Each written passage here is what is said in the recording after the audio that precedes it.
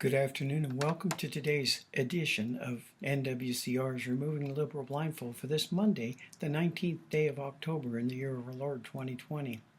The article today happened a few days ago, but it is something that we as Americans need to sit up and notice. From Fox Business Network comes this one. Big Tech's censorship of Hunter Biden report is a violation of free speech. And this is from the FCC Commissioner. And again, here it comes, folks. By silencing core political speech on this important story, I think Big Tech has crossed a line, Carr told Cavuto Coast to Coast on Thursday. For those of us in the conservative movement, we've long been talking about the need to rein in Big Tech and other things. I think it's one of the greatest threats to individual liberty, and this week was a watershed moment with the attention drawn to censorship engaged in by Big Tech, he continued. On Wednesday afternoon, New York Post business reporter Noah Manskar first alerted that the outlet's official Twitter account had been locked due to the Biden story being sourced from allegedly hacked information. Twitter also locked several other accounts, including that of White House Press Secretary McKaylee McEnany and Newsbusters editor Curtis Hoke, after they shared the article.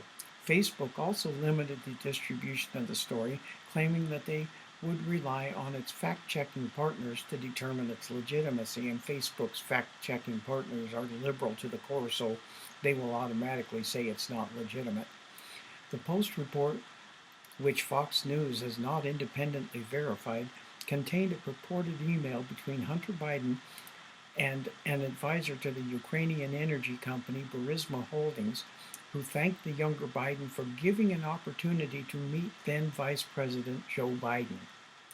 The Biden campaign said the former vice president engaged in no wrongdoing, and the alleged meeting didn't take place. It's looking more and more like it has. Twitter CEO Jack Dorsey addressed the controversy late Wednesday, calling his company's actions unacceptable. Our communication around actions on the New York Post article was not great, he tweeted, and blocking URL sharing via tweet or DM with zero context as to why we're blocking, unacceptable.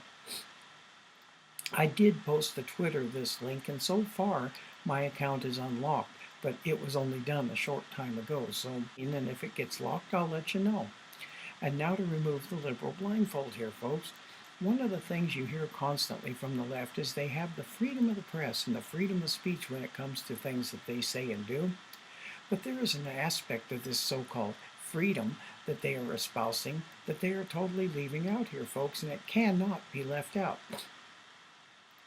With the freedom of the press, this involves not what they think.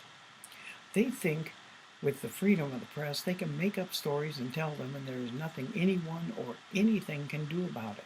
Freedom of the press is not for lying. It is for telling of the truth.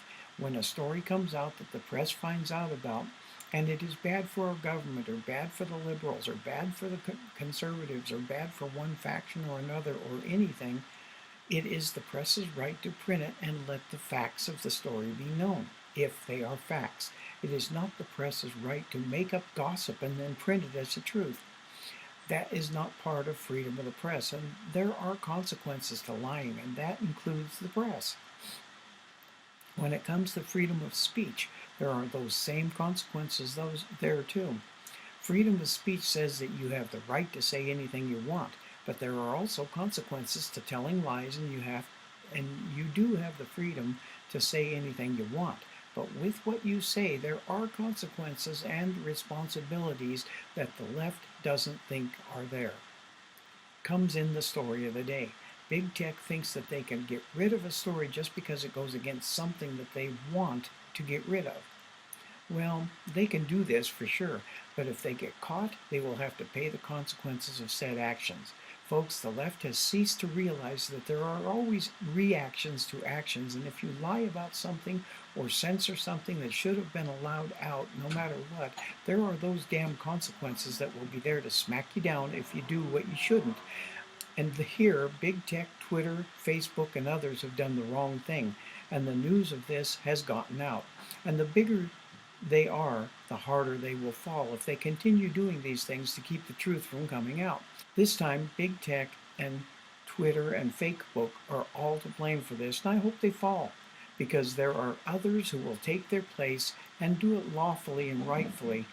And God help us all if this doesn't happen, because it should and must. These big companies need to know the consequences that they want everyone else to get for doing wrong also applies to them too.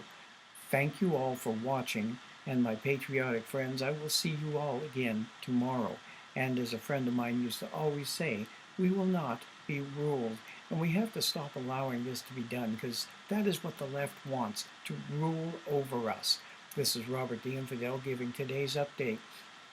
NWCR's Removing the Liberal Blindfold is brought to you through Conservative Nation Media, where America always wins.